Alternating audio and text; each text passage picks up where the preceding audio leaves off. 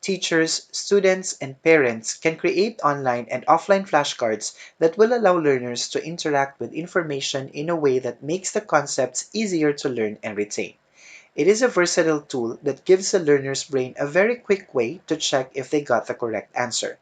Flashcards are inexpensive and portable. It helps in memorizing, enriching vocabulary, and analyzing a problem. With these benefits, flashcards are commonly used when preparing for exams in order to remember information. In this video, I am going to show how to create an online and offline flashcard set using a web-based application called Cram. It is a web-based application for creating, studying, and sharing flashcards. Go to cram.com. At the upper right, click Sign In. If you don't have an account yet, scroll down until you see the Sign Up button. I am going to create an account. I have two options. I can either manually type a username, password, and email address, or I can sign in with a Facebook, Twitter, or Google account. I prefer signing up with my Google account. At this point, I am already logged in to the Cram web application. To create a set of flashcards, click the Create New Set button on the dashboard. I will enter the title of my flashcard set,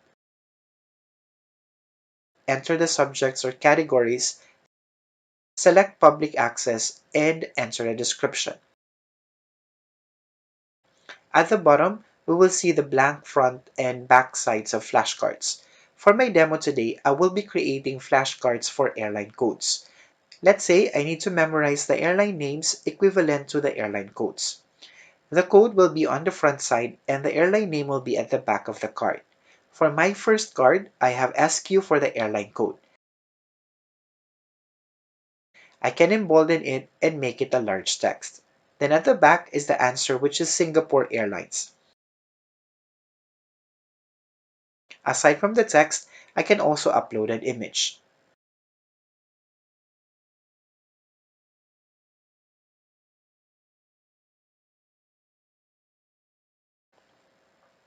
The next card has the PR code in front. I will embolden the text and choose the large text option. For the answer at the back, I will enter Philippine Airlines and will also upload an image.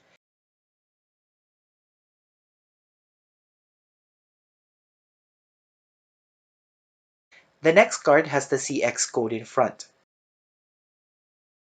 And for the answer, it's Cathay Pacific Airways. If I would like to add another card, I can just press the Add a New Card button or press the Tab key. For the fourth card, I will enter QR. Then enter Qatar Airways and upload the picture on the backside.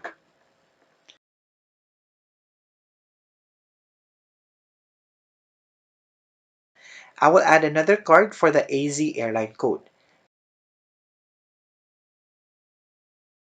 At its back, I will enter Alitalia as the answer and will also upload an image.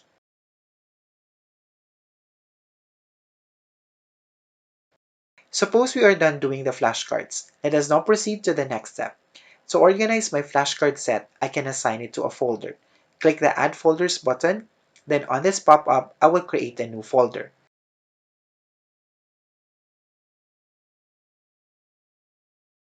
After that, select the Update Folders button for the flashcard set to be saved inside of it. To finish the process, simply click the Create Set button. At this point, let us use the flashcard set that I just created. There are three ways on how we can use it. The first one is by using the Flashcards tab.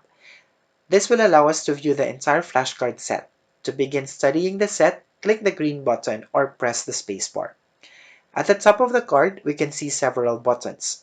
For us to view the front page first, we can click its button at the top.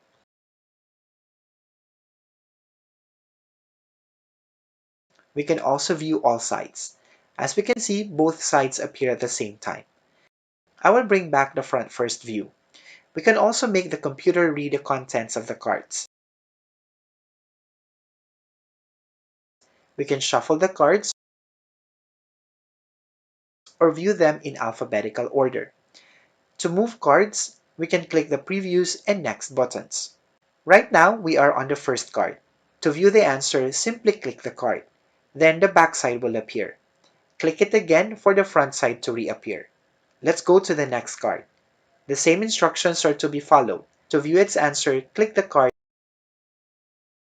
and click again to bring it back to the front side. Let's view all flashcards we created earlier.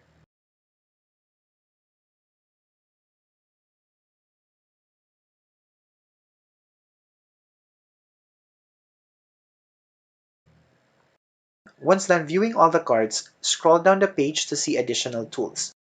Let's say we would like to have a printout so that we have it on paper. To do that, click the Print button. Here we have the printing options. I will choose large cards. At the bottom, we have the preview of the flashcards to be printed. When ready, click the Print PDF button. On the next page, click the Print button to print the cards. Or if we would like to print it at a later date, choose Download. I'm going to download it in the meantime.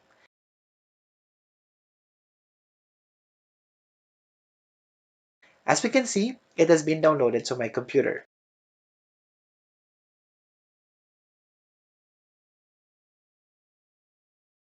I will press the back button of my browser to go back to the Cram website. Aside from the Flashcards tab, we also have the next tab to help us memorize the questions with answers in our flashcards. This is how the Memorize tab works.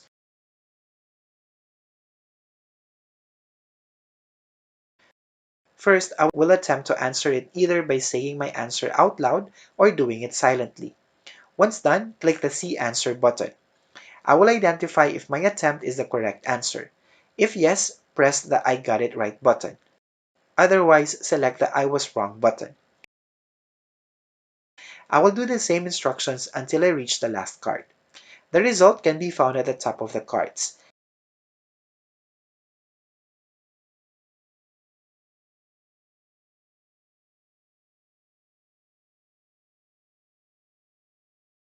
If I indicated that I got the wrong answer in a question, a next round will be available. New rounds only show the cards I got wrong.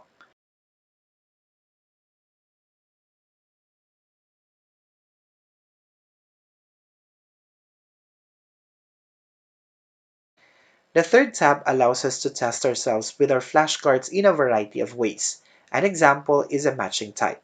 We will match items in column A to column B. For example, let's find the airline code of it in column B. We found it in the letter E, so we will choose the letter E in the drop-down menu. Number 2 answer is in the letter B. For number 3, the answer is letter C. Number 4 is matched to letter A. Finally, number 5 is matched to option D. Once done, click the Get Answers button. The test results will appear. It contains how many items are correct and incorrect and the percentage score. If you find this helpful, please consider liking the video, sharing this with your friends, and subscribing to my channel. Please feel free to leave your comments, questions, and suggestions. Thank you!